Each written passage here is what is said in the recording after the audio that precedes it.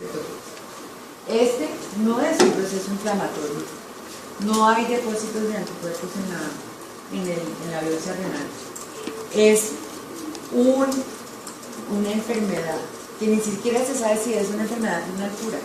Parece ser una alteración, alguna disfunción de los linfocitos T que producen alguna citoquina especial, que hay sospechas de por dónde puede ser, que alteran las cargas negativas de los podocitos de la célula epitelial, pero no hay infiltración de células ni nada. Entonces, al perderse las cargas negativas, la proteína que tiene carga negativa también pasa de derecha. ¿Ok? Ahí vamos entendiendo diferencias grandes entre el uno y el otro. Entonces, la causa del síndrome nefrótico primario idiopático, la causa del síndrome nefrótico tiene causas idiopáticas primarias y idiopáticas porque no se sabe muy bien cuál es la patogenia, el origen real, pero hay nefróticos secundarios y enfermedades congénitas. En esta clase vamos a referirnos exclusivamente a la lesión, al síndrome nefrótico primario idiopático, que tiene cambios mínimos porque es el 80% de los síndromes nefróticos en pediatría. El resto del 20% restantes programas. A ver, ¿qué pasa? Hay diferentes lesiones histológicas que se presentan en el síndrome nefrótico idiopático como síndrome nefrótico y que pueden tener un pronóstico distinto a la lesión de cambios mínimos. Pero el 80% de los niños con un síndrome nefrótico idiopático tienen cambios mínimos. Estas otras también forman parte del primario idiopático, pero son, digamos, lesiones más complejas, de peor pronóstico y que afortunadamente son mucho menos frecuentes. No sé si me expliqué bien. ¿Les quedó claro? No, ¿sí? Les repito, síndrome nefrótico tiene causas primarias y secundarias. Las secundarias están todas acá. También están lupus, hay infecciones, hay virus, sobre todo la hepatitis es una causa de síndrome nefrótico, pero estas son raras. El síndrome nefrótico más frecuente es el idiopático. Dentro del idiopático hay diferentes lesiones histológicas. En los niños, porque eso también es igual en los adultos, en los niños lo más frecuente es ver una lesión que se llama lesiones de cambios mínimos, que eso es lo que vamos a ver. ¿Sí? ¿Ahora sí? Sigamos. Entonces, como les digo, es la causa más frecuente del síndrome nefrótico del primario. Se presenta fundamentalmente en niños de 2 a 9 años. Usualmente no hay antecedentes familiares, no hay síntomas sistémicos y no tienen componente nefrítico. O sea, no son hipertensos ni tienen hematuria. Digamos, aquí pasa. O sea, no hay síntomas sistémicos, o sea, no hay cosas que le hagan a uno pensar en lupus, no hay hematuria, no hay hipertensión y no hay otras causas evidentes por historia del síndrome nefrótico. La incidencia es, digamos, no es una enfermedad rara porque no es una enfermedad tan frecuente. Se presentan 2 a 4 casos por 100.000 habitantes.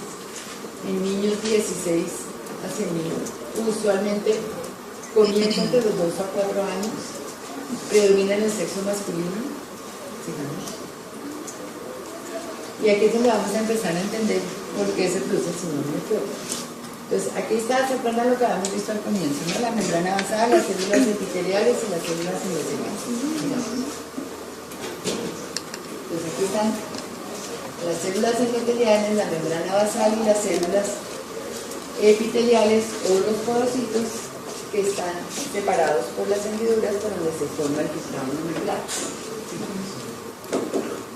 Entonces, lo que les decía anteriormente, por una causa probablemente sistémica que no se conoce bien la etiopatogenia, por alguna linfoquina, porque hay algunos hechos que permiten pensar que sí es una enfermedad que afecta a los linfocitos T. Por ejemplo, hay niños con síndrome nefrótico que les da sarampión y remiten con el sarampión. pero también se exacerba el síndrome nefrótico con algunas infecciones y con las alergias, por ejemplo. Entonces, ¿hay alguna relación entre linfocitos y síndrome nefrótico? El hecho es que se pierde la carga eléctrica de los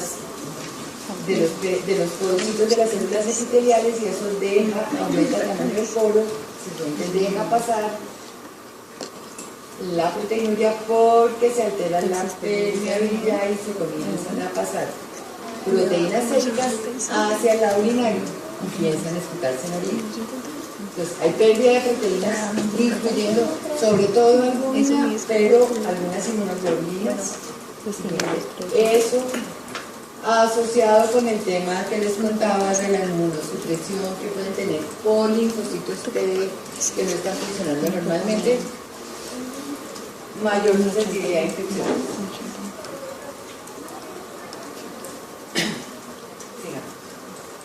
¿Eso que conlleva el hipoalbuminemia? Hasta ahora hemos entendido. ¿Hay alguna pregunta?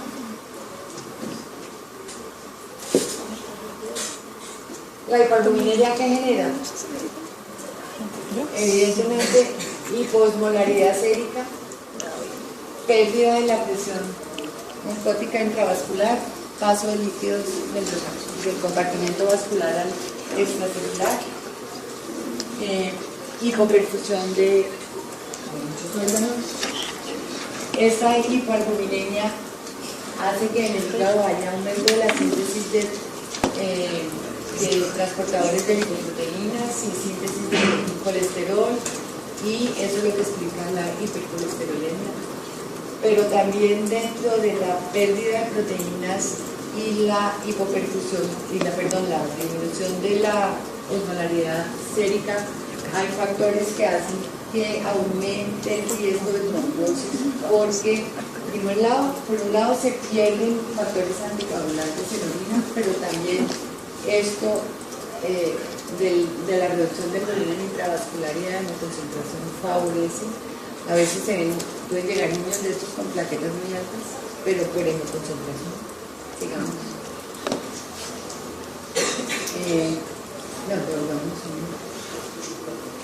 Entonces, es muy importante entender que el estado de hemodinámico de los niños con un síndrome nefrótico, que parte de la hipoalbuminemia, es más bien al contrario del nefrítico.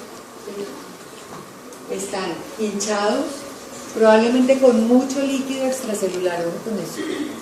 Pueden tener un gran volumen de líquido extracelular, pero en el sitio que no toca, están en el intersticio y no en el sistema intravascular. Pero son niños que pueden llegar en unas anasatas espantosas, sobre todo niños que vienen del este de Bogotá, porque no tienen acceso fácil al sistema de salud, les pueden llegar con anasatas de 10 o 20 kilos. Un niño que puede estar pesando su peso seco un niño de 4 años que debe pesar más o menos 14, 15 kilos, puede llegar con 20 y pico. Obviamente, son los casos extremos que veíamos además en el infantil. En el infantil, en esa época llegaban niños de Caquetá, de Putumayo, de mucha zona periférica, no de grandes ciudades, sino de otras regiones, llegaban terribles. Pero esto eran así los construidos. No se les veían los ojos, el escroto así, digamos. Entonces, ojo con eso, porque el tema hemodinámico es muy importante de valorar en estos momentos. Vamos a ver ahora qué pasa. Como les decía hace un ratito, el síndrome nefrótico idiopático primario, o sea, como enfermedad renal primaria, tiene todas estas lesiones histológicas. Esto es mucho más frecuente en adultos, esta sí es más frecuente en adultos, esta se puede ver en niños y en adultos. Todas son como estadios no estadios, sino como subclasificaciones histológicas del nefrótico idiopático. Pero en niños, afortunadamente, 80% o más son cambios mínimos, digamos. Entonces, ¿qué son cambios mínimos? Glomérulos ópticamente normales. Ahí no se ve la proliferación celular que se ve en la glomerulonefritis aguda, no se ven las membranas basales alteradas. Es normal. Hay algunos cambios muy sutiles pero en esencia, el glomérulo ópticamente en el microscopio de luz es normal. La inmunofluorescencia, negativo, ahí no hay nada de rosa. Y siguiente, lo que se ve si se hace microscopía electrónica, aquí están los podocitos normales, aquí es que se pierde, miren la diferencia, es la fusión de los pedicelos en las células, de las células epiteliales de la membrana basal. Entonces, clínicamente, domina la proteinuria más de 40 miligramos metro cuadrado hora, o proteinuria creatinina más de 2. La hipoalbuminemia, el edema secundario a la hipoalbuminemia. Oliguria pero con creatinina normal, o sea, no es una oliguria por falla renal, es una oliguria porque todo el líquido se queda en el intersticio y el flujo plasmático renal puede estar bajo, pero no hay alteración de la filtración glomerular por lesión estructural. Puede haber algunas condiciones de oliguria, es como una oliguria funcional cuando un paciente está deshidratado, hagan de cuenta, más o menos. Sí tiene mucha reabsorción de sodio, el nefrótico. A pesar de a pesar de que hay reabsorción de sodio y agua en los túbulos después no hay hipervolemia. Es muy raro que haya hipervolemia. La mayoría de los nefróticos están hipovolémicos. Obviamente esto es por simples fuerzas de Stalin, cuando un niño con un síndrome nefrótico lleva muchísimo tiempo con una hipoalbuminemia severa, llega un momento en que el compartimento intravascular y el extracelular se tienden a equilibrar por la carga osmótica y en ese momento el volumen de líquido intravascular se puede igualar un poco al extracelular y no son tan hipovolémicos. Pero al comienzo del síndrome nefrótico, sí, la mayoría llegan hipovolémicos. Sí, no. Ahí qué importante, la muestra de orina, obviamente como les decía, aprovechen las 2 goticas que orinan el nefrótico porque es un nefrótico en estado así establecido bien, puede orinar 40 centímetros al día, muy mucho, menos de 100. Y la creatinina es normal. Y esa oliguria es parte del síndrome. No quiere decir que esté en falla renal, es porque está hipocótico. Y todo el sodio y toda el agua se está reabsorbiendo. ¿Okay? El cuadro hemático usualmente es normal, pero hay un poquito de de concentración, si hay infección hay que pararle bolas al cuadro hemático, creatinina usualmente normal, hay que hacer electrolitos, evidentemente una albúmina y un colesterol para comprobar el síndrome nefrótico. Y muy importante, una placa de tórax, como veíamos hace un rato, y una ecografía renal siempre es buena, porque nos descarta lesiones asociadas o que los riñones estén. Que no se trate de un síndrome nefrótico y chiquito. ¿Sí? Ojo, a diferencia del nefrítico, que lo que hay que mirar es que está hipertenso y edematizado por hipervolémico, hace el edema pulmonar, el nefrótico, como tiene trastornos de la inmunidad por pérdida de anticuerpos y de los linfocitos T, ojo, mirar las infecciones. Y fuera de eso, hacen infecciones que no dan síntomas. Son infecciones muy difíciles de detectar porque pueden tener neumonía sin tos y sin fiebre. ¿Ven? Ahí como están decaídos y mal percibidos y medio cianóticos y que era neumonía. Celulitis y no se ve la piel, porque están tan hinchados que la piel no se ve roja. Y la forma de detectar la celulitis en el nefrótico es tocándole. Si le duele mucho, así se vea blanquita, pues también tiene una celulitis ahí. Llegan en sepsis. Y otra cosa que es una patología casi exclusiva del síndrome nefrótico en pediatría, que es la peritonitis primaria. O sea, esas ascitis gigantescas se infectan espontáneamente. No por apendicitis, son primarias. Y la mayoría son por neumococo.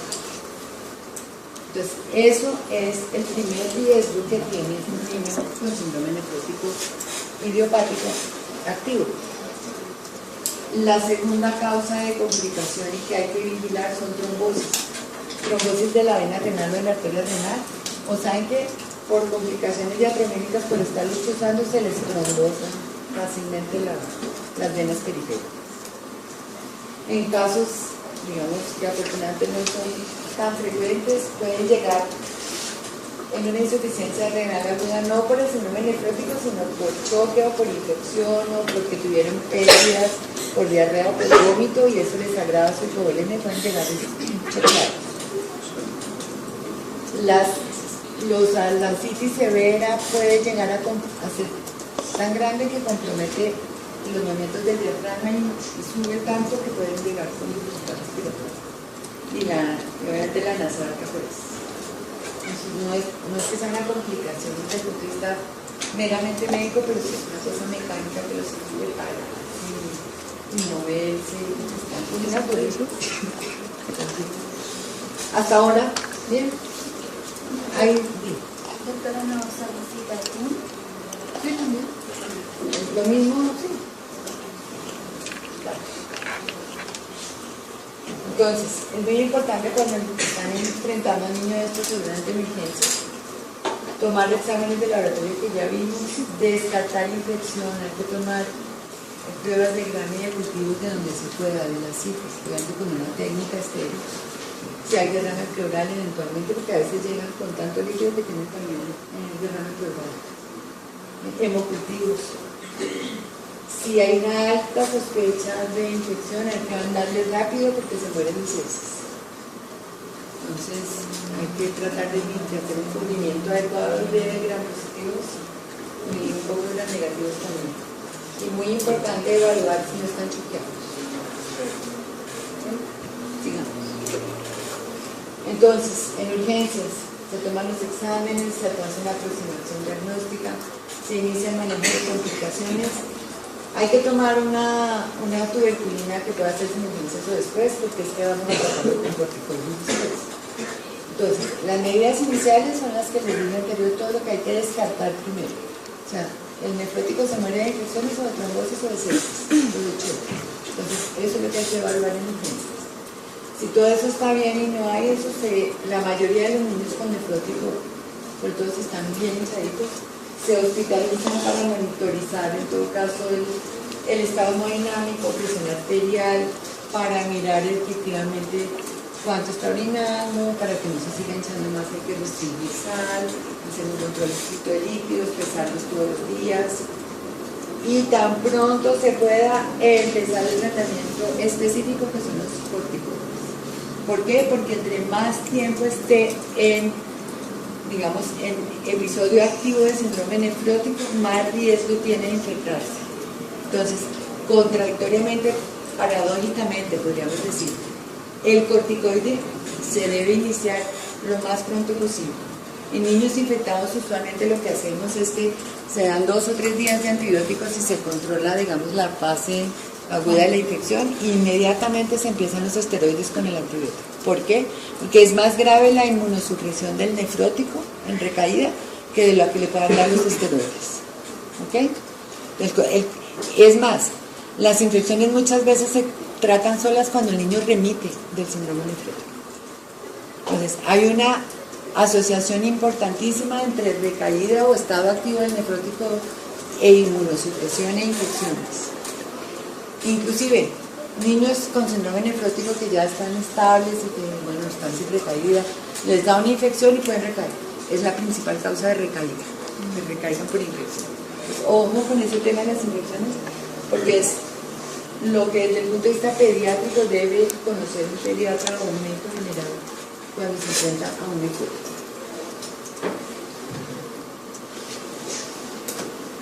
Listo. Entonces, desde el punto de vista de los edemas.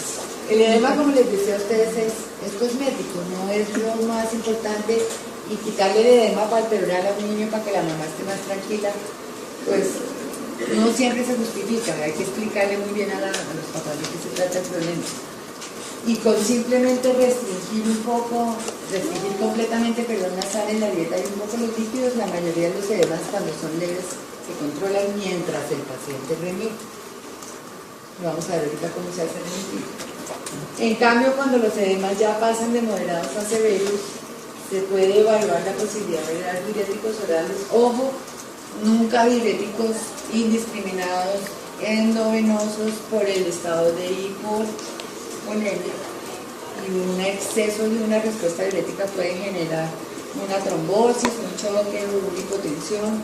Entonces forman parte del primario idiopático, pero son, digamos, lesiones más complejas, de peor pronóstico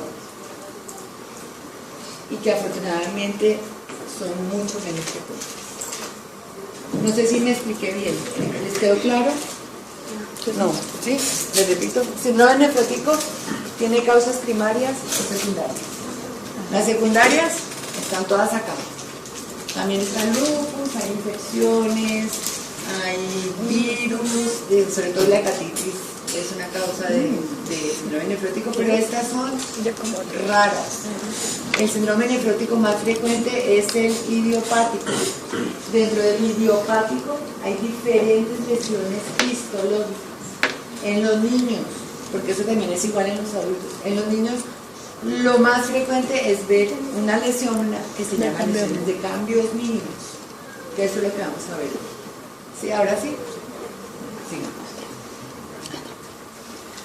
Entonces, como les digo, es la causa más frecuente del síndrome nefrótico del primario. Se presenta fundamentalmente en niños de 2 a 9 años. La proteína que tiene carga negativa también pasa derecho. ¿Ok? Ahí vamos entendiendo diferencias grandes entre el uno y el otro. Entonces, la causa del síndrome nefrótico primario idiopático, la causa del síndrome nefrótico tiene causas idiopáticas primarias y idiopáticas porque no se sabe muy bien cuál es la patogenia, el origen real, pero hay nefróticos secundarios y enfermedades congénitas.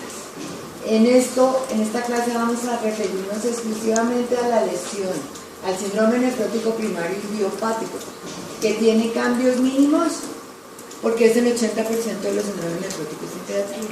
El resto del 20% restantes problemas. A ver, ¿qué pasa? Hay diferentes lesiones histológicas que se presentan en el síndrome nefrótico idiopático como síndrome nefrótico y que pueden tener un pronóstico distinto a la lesión de cambios mínimos.